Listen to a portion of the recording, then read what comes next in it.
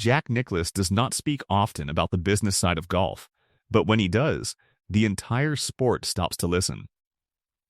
This week, at Muirfield Village, during the build-up to the Memorial Tournament in June 2026, Jack Nicklaus made a prediction that no one inside the PGA Tour wanted to hear.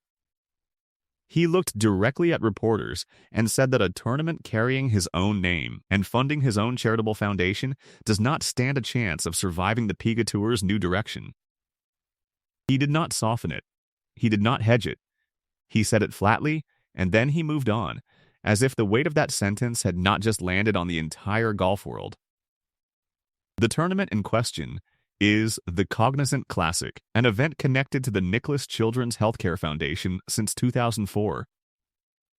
Jack Nicklaus looked at where it sits on the calendar, sandwiched between the At&T Pebble Beach Pro-Am, the Genesis Invitational, Bay Hill, and the Players' Championship, and delivered a line that will follow this story for the rest of the year. I mean, what chance does that tournament have? It sits right in the middle of those. They don't have a chance. That is not speculation from an outsider. That is an assessment from a man who has watched the sport evolve for more than 60 years, and who helped build the very structure that now threatens to bury his own event. Before he said any of that, Jack Nicklaus tried to avoid the subject entirely. When reporters asked him directly about the PGA Tour's proposed schedule changes, his first instinct was to decline. I don't want to comment on the tour's schedule because I'm not exactly in favor of what they're doing right now. That sentence alone would have been enough to make headlines. An 86-year-old legend refusing to comment, while simultaneously confirming that he opposes the plan. But Jack Nicklaus did not stop there. Seconds later, he was elaborating anyway, fully aware of what he was doing. I probably shouldn't have brought it up here. I'll get chastised for that later. He said it with the ease of a man who no longer worries about consequences.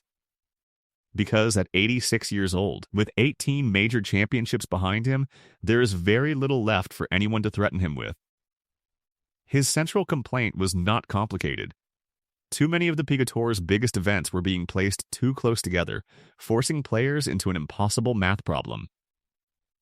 I hate to see tournaments bunched too much together, with too many big tournaments too close together. That's a problem, I think. And I think that's going to be a problem for the tour in the future. He pointed to his own career as evidence. As a player, he explained, he could manage 2 or 3 consecutive weeks of competition before his body and mind needed rest. I could play a couple weeks in a row, maybe 3 weeks in a row, but I needed some time off to be able to recharge the batteries, and I think everybody needs to recharge their batteries. According to Jack Nicklaus, cramming the biggest events into a short stretch of the calendar and then leaving the rest of the year comparatively empty does not serve the players or the sport. To understand why this moment carries so much weight, it helps to understand who is on the other side of the disagreement. Brian Rolap joined the PGA Tour as its new chief executive officer after a career at the National Football League. He is the first true outsider to take control of the tour's competitive structure, and when he was introduced, he made a statement that set the tone for everything that followed. He said he would not be overly bound by golf's traditions as he searched for the best path forward for the sport. For a lifelong traditionalist like Jack Nicklaus, that single sentence functioned as a warning shot. Brian Rolap now leads the Future Competitions Committee, the body tasked with rebuilding the PGA Tour's entire competitive model from the ground up, and his early comments made clear that nothing was considered untouchable, not even the calendar structure that had governed the sport for decades. The scale of what Brian Rolap was proposing became clearer in March 2026 when he addressed the media at the Players' Championship. The PGA Tour's schedule currently spans roughly 34 weeks of official events, stretching across nearly 8 months of the year. Brian Rolap's early framework called for a season running from late January to early September, condensed into somewhere between 21 and 26 elevated tournaments. He described the plan as still developing at that stage. While no decisions have been made, I want to walk you through 6 themes that are beginning to emerge. This remains a work in progress, and it is by no means a baked cake. Inside that framework sat a completely new concept, a 2-track competitive system. The top tier would eventually be called the Championship Series, and beneath it would sit a second tier known as the Challenger Series. Players would move between the two tiers through a formal system of promotion and relegation, a structure borrowed directly from European soccer leagues. Fields would grow to roughly 120 players, cuts would return to events that previously had none, and sponsor exemptions along with alternate lists would be eliminated entirely.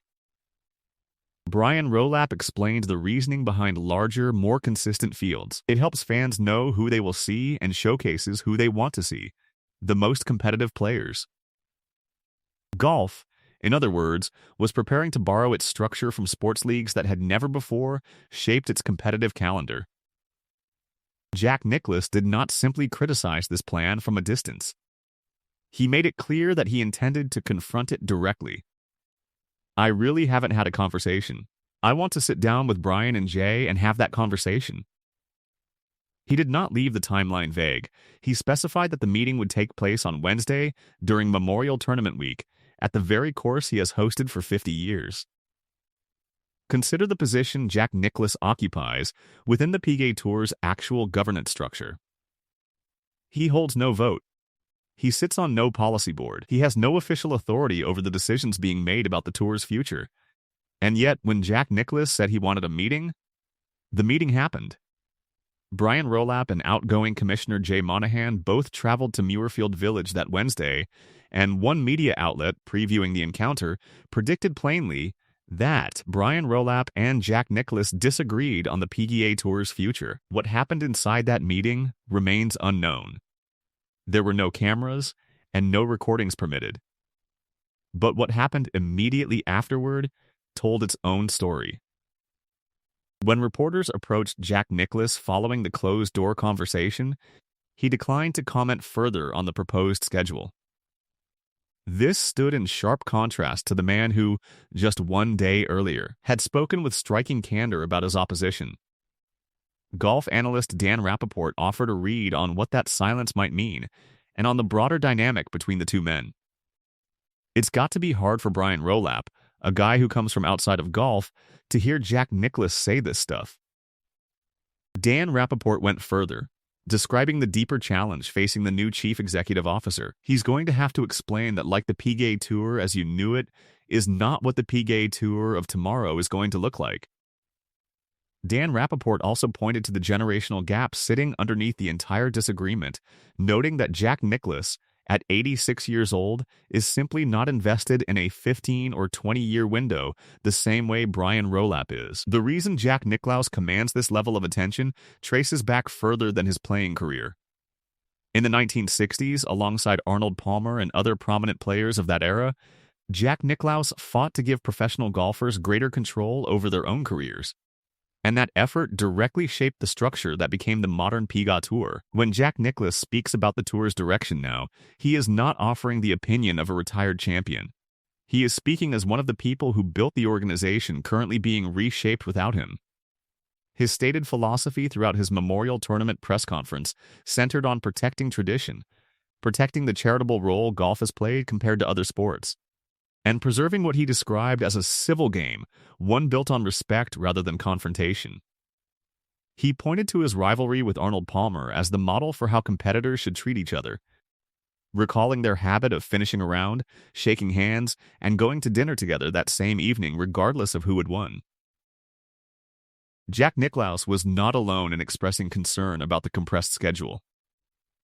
At the RBC Heritage in April 2026, Justin Thomas addressed the stretch of tournaments squeezed between the Masters Tournament and the PGA Championship, a period that included 3 signature events layered on top of 2 majors. It's tough. I mean, it's not how I would prefer to draw it up, I would say. Justin Thomas explained that players often build their entire season around preparing for major championships, and that a packed calendar of elevated events made that preparation more difficult.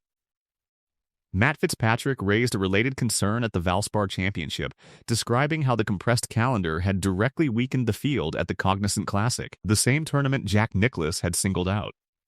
Matt Fitzpatrick explained that playing the Cognizant Classic in addition to the events around it would have meant 7 consecutive weeks of competition. A workload, he said, becomes difficult to manage. Not every voice in the sport agreed on the solution. However, Eddie Pepperell offered a different perspective, arguing that concentrating the sport's biggest stars into a small number of events actually reduces their value elsewhere. My personal preference is that you have 35 events across the schedule, and actually the best players only come together half a dozen, maybe 8 times a year. Eddie Pepperell explained that spreading top players more evenly across a larger number of tournaments raises the profile of the smaller events they choose to enter, rather than diluting attention across too many marquee names playing together every single week. The disagreement extended beyond Jack Nicklaus, and no consensus existed on what the right fix should look like. Even within the compressed stretch between the Masters tournament and the PGA Championship, top players made different choices about which events to skip entirely, further illustrating the scheduling strain Jack Nicklaus had described. 3 weeks after that closed-door meeting at Muirfield Village, the PGA Tour moved forward regardless. On June 24, 2026, at TPC River Highlands in Cromwell, Connecticut, the PGA Tour's boards formally approved the 2-track competitive structure for the 2028 season. The Championship Series and the Challenger Series became official terminology, with the top tier featuring approximately 23 to 24 events, inclusive of the Players' Championship, the 4 majors, and international team competitions.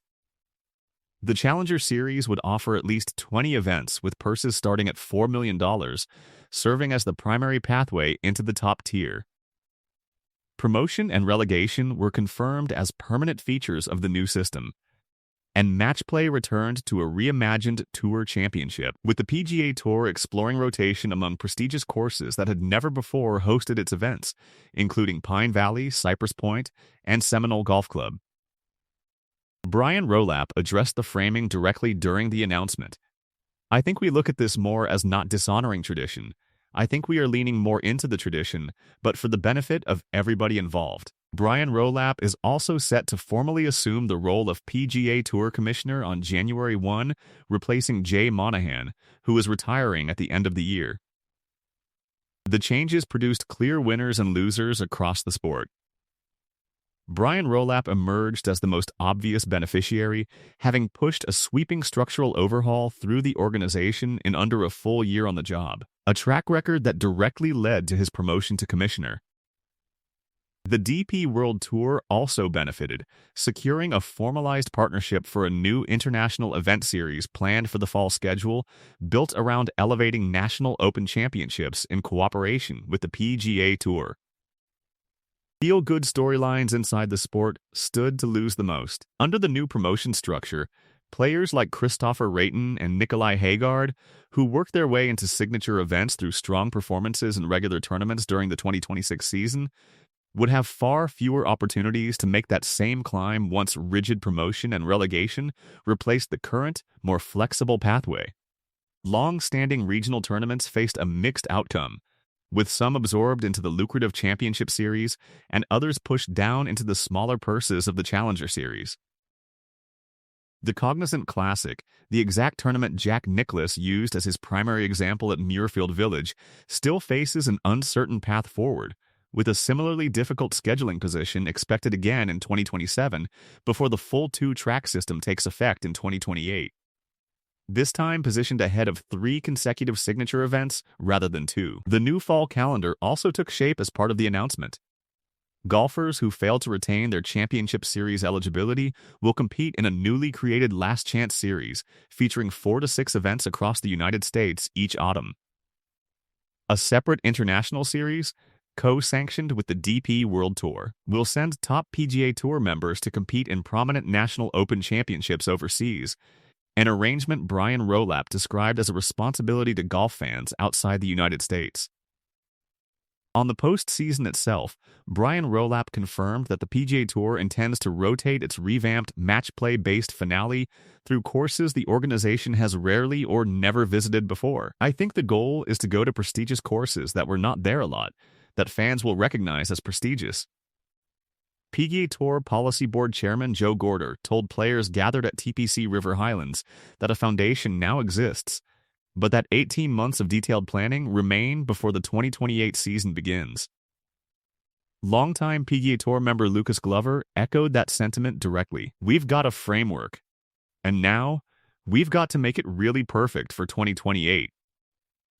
Jack Nicklaus warned that compressing the PGA Tour's biggest events into a shortened window would create problems the sport had not yet fully confronted.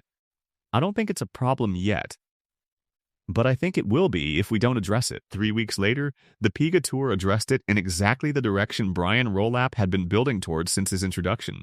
A 2-track system with promotion and relegation, larger fields, and a shorter, more concentrated season.